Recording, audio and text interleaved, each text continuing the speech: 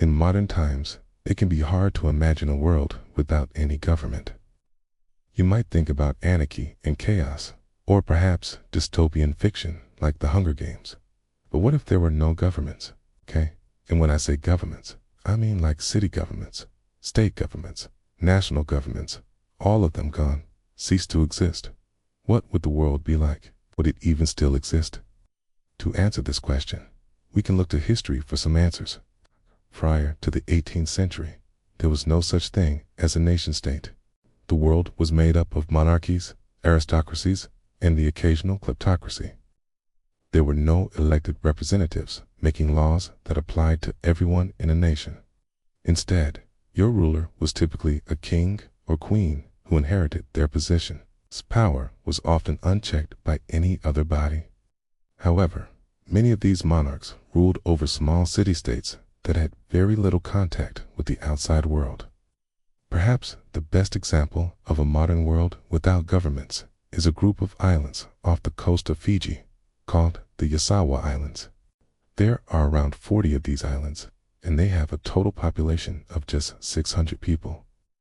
The islands don't have any paved roads, running water, electricity, schools, or hospitals. They do, however, have beautiful beaches, lush rainforests, and incredible natural beauty. Life on these islands is governed by tradition and religion rather than law. If someone commits a crime, they may be banished from the island.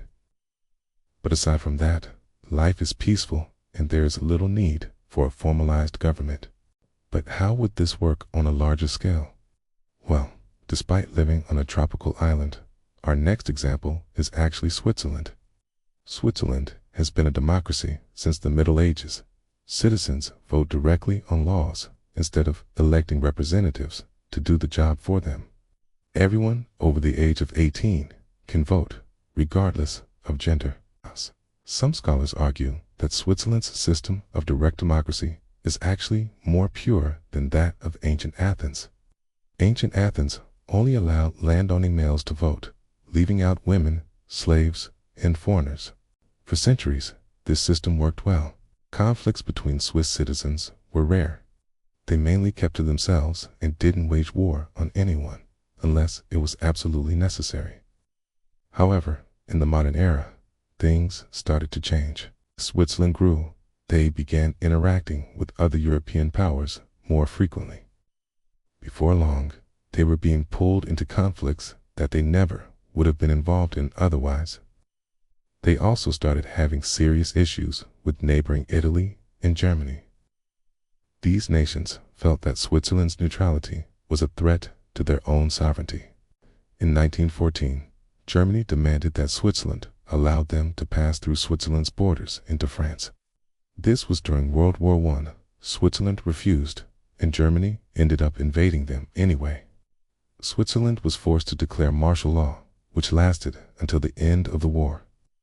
After World War II, the United Nations was founded. One of its main purposes was to prevent another global conflict like the one that had just happened. Switzerland joined the UN in 1945 and committed to maintaining neutrality between all member nations. Switzerland's neutrality helped maintain peace in Europe for decades, but it wasn't perfect. They were still able to keep themselves out of conflicts until 2022, when Russia invaded Ukraine.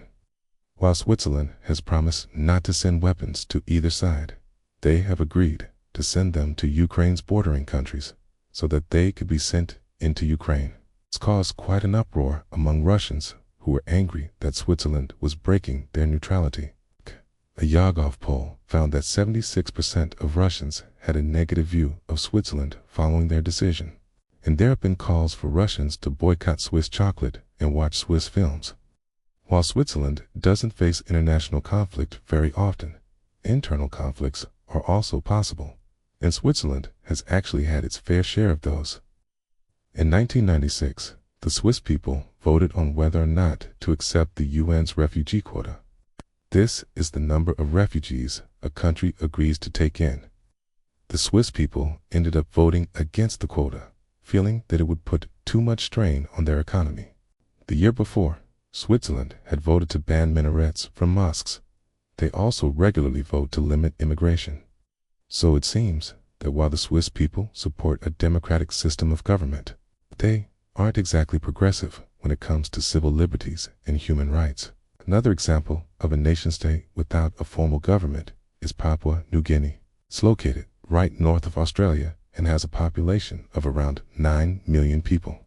Despite its large size and population, Papua New Guinea does not have a formal government in the traditional sense.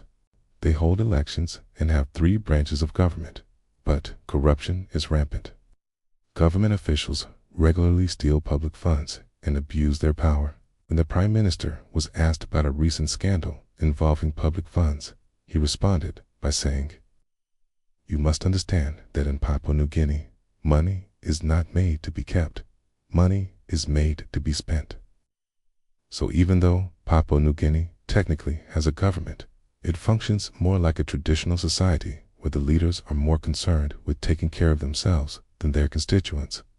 A similar situation exists in Somalia. Somalia is located on the eastern coast of Africa. Its capital, Mogadishu, has been described as the most dangerous city on earth. It has no functioning government and is controlled by various gangs and militias. Things have been this way ever since the government collapsed in 1991. Ever since, thousands of people have died due to gang violence, and the country has suffered from severe drought and famine. So maybe you're thinking that having no government at all isn't that great after all. Maybe it takes a strong military and a harsh police force to keep people in check. Well, let's look to Japan for an alternative.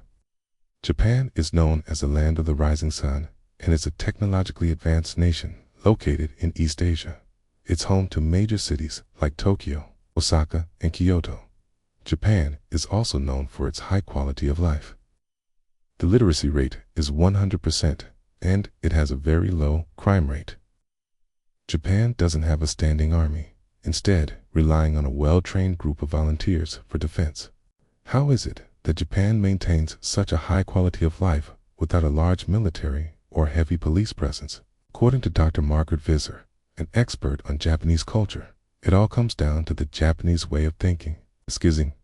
She says that Japanese culture places a great emphasis on social harmony. From an early age, Japanese children are taught to respect others and live in harmony with those around them. This helps maintain peace and order within society without the need for a strong government. Japan hasn't always been this way. After World War II, Japan was occupied by the United States. The U.S. occupation of Japan lasted for 7 years, ending in 1952. During this time, the U.S. helped to draft a new constitution for Japan. One of the main goals of this constitution was to prevent Japan from ever starting another war. Article 9 of the Constitution renounces war as a sovereign right of the nation. This means that Japan cannot wage war on another nation. However, the article does allow Japan to engage in defensive warfare under certain circumstances. Article 9 of the Japanese Constitution has been a major point of contention between Japan and its neighbors. Many Japanese citizens feel that the article prevents Japan from defending itself against potential threats. Some politicians are trying to get the article removed altogether. However, it remains to be seen if this will ever happen. Despite its pacifist constitution, Japan has been involved in several military conflicts throughout history. In 1937, Japan invaded China. They hoped to conquer the country and use it as a base to attack other nations. However, the war was costly and Japan was eventually defeated. After World War II, Japan became a pacifist nation. They renounced war and began focusing on rebuilding the country. Today, Japan is one of the most technologically advanced nations in the world. They are also one of the safest countries to live in. So, what would the world be like if there were no governments? Well, it would certainly be different.